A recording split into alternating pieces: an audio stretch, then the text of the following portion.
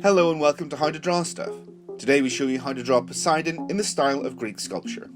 We start with a pencil outline and then we draw the final details with a fine black pen. Keep watching to see how it's done.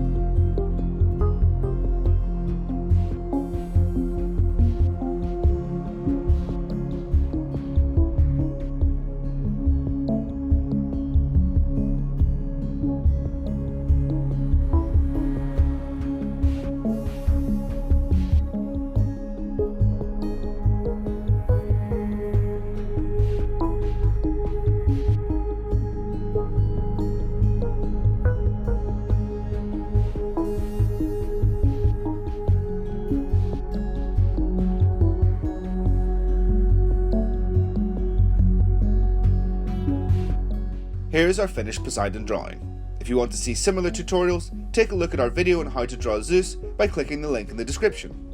Leave a comment with any requests, and we'll see you next time.